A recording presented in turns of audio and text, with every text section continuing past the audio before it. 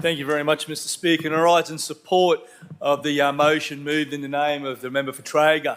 And Mr Speaker, they say that the Queensland was built off the back of the agriculture and fisheries industry. Well, I would say these days the agriculture and fisheries industry is carried on the back of the KAP. And Mr Speaker, the KAP, and we are thankful to those voters out there that have supported us through the last election, entrusting us to take into this parliament their voices of regional Queensland. Those voices, Mr Speaker, that may be lost without the KAP's representation in this place.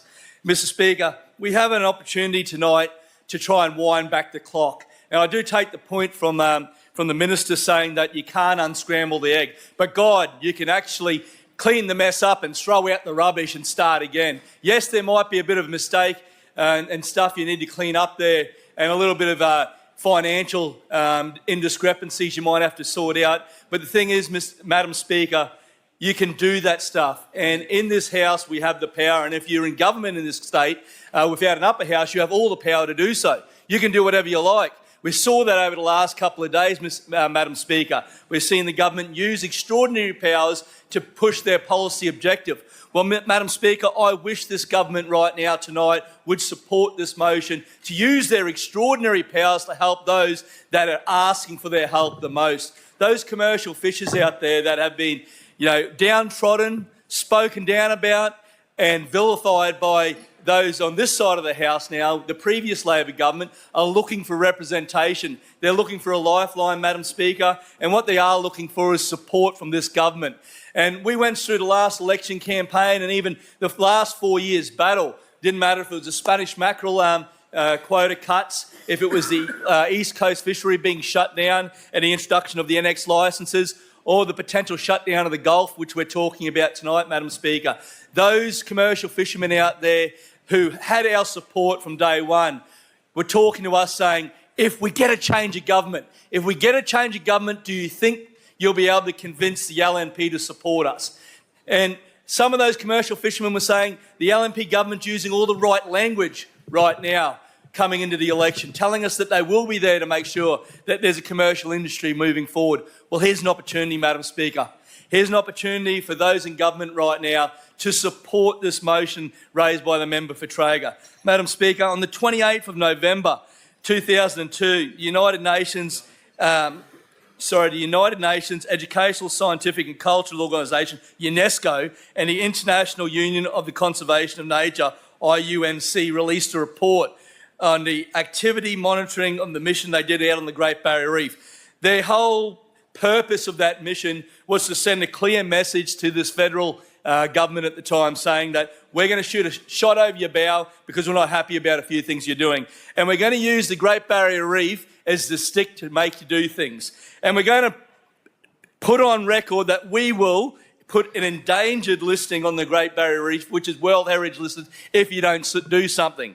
Well then, it was the Honourable Tanya Plibersek and this state government, the previous state government, Madam Speaker, who released the information saying they were going to ban net fishing along the East Coast. The Gulf wasn't even talked about then. And Madam Speaker, now we've moved into the Gulf with this next sweep of changes, stage 2 of the reforms. And the fact is, if you don't agree with this motion tonight, you agree that UNESCO is right, Madam Speaker. You agree that the IUNC is right, Madam Speaker. You agree that the federal Labor government through Tanya Plibersek is right, Madam Speaker. And you agree that the previous Minister for Agriculture and Fisheries, the Honourable Mark Ferner, was right in what they did to the commercial fishing industry here in Queensland, Madam Speaker. Now, we need those opposite and these people that are in government now to have a look at what's been done here tonight. The fact is, we can unscramble the egg. We can do things to do better.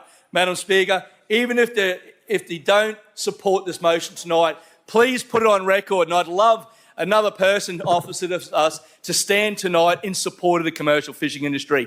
And I welcome the commentary from the Minister saying that they want to make sure that there's a fishing industry moving forward. Well, here's a chance to save it tonight. Here's a chance to send a strong message to those people out there that are literally hanging on by a thread. you had to hear some of the stories, Madam Speaker. There's people that are contemplating suicide, the mental health and strain that was put on them by this previous government, Madam Speaker, through this process was almost killing people, Madam Speaker. And the fact is, we've got an opportunity right now to show a glimmer of hope. Those people, Madam Speaker, that were just waiting for a change of government. Now, once again, if you don't support this motion tonight, I would hope that the Minister for Agriculture and Fisheries gets up tomorrow and makes a statement, makes a ministerial statement, talking about how they're going to support the industry going forward. Because those people that entrusted you with their vote deserve a little bit more than, well, we're not going to be as bad as Labor, or we're not going to go any further after Labor's done some damage or destroyed your industry. They want more than that, Madam Speaker. And I know some of those people on the East Coast right now are hoping for that are struggling to work with the NX licence. The NX licence has been a disaster, Madam Speaker, and I've got people back home right now, the Greens from the Burdekin. I've got the Danzy, Lucas and Steph from North Shore Seafood Co. They're watching right now, Madam Speaker. Darcy Fazio, a young commercial fisherman in the Hinchinbrook electorate, looking for a glimmer of hope, looking for a future for their industries. And I accept there's been buyouts in the industry. Those commercial fishermen, those older commercial fishermen that may have been looking for an exit plan, they've got that. Perfect. Let's galvanise what we've got left, but also then solidify their opportunity to keep fishing. Let's continue to give Queenslanders the fresh, local, wild-caught seafood they deserve. Madam Speaker, let's restore fish and chips on a Friday night or a Saturday night with your family to an affordable price.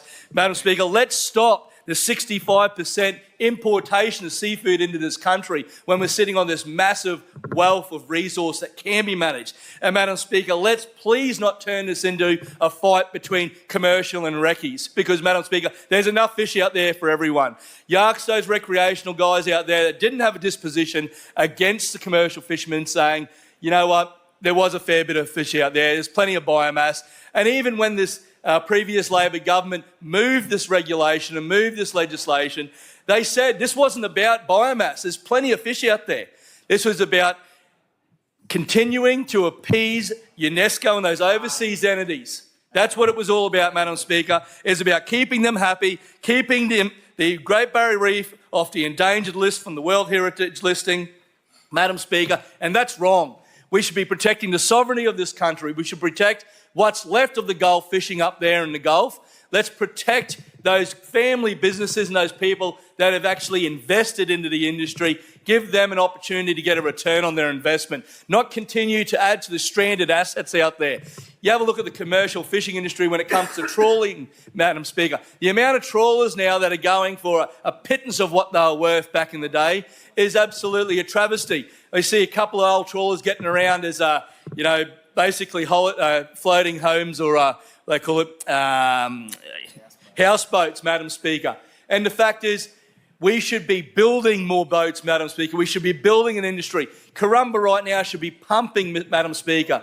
You know, those people that have invested in coal rooms, the supply chain, the fridge trucks, those people that have decided to go out and, once again, the LNP should be hugely supportive of this. Young families trying to get out there and be a small to medium-sized business. Get out there and support those business owners. Get out there and find what the strike and the balance is between, making sure you've got an environmental outcome that's good for everyone. And most of those commercial fishermen right now that are left in the industry, they're the young, enthusiastic people that want to see an industry going forward, not only for themselves, but for their kids. They're trying to build something. They're trying to build intergenerational wealth. And at the moment, there's no signal from this government saying that that's going to happen, other than we're going to be better than Labor and we can do better moving forward. Madam Speaker, like I said, if this motion can't be supported by those opposite tonight, I would implore the Minister for Agriculture and Fisheries, please come out with something strong tomorrow. Here's your opportunity to throw those commercial fishermen that have entrusted you with their vote an absolute lifeline. Thank you, Madam Speaker. Deputy.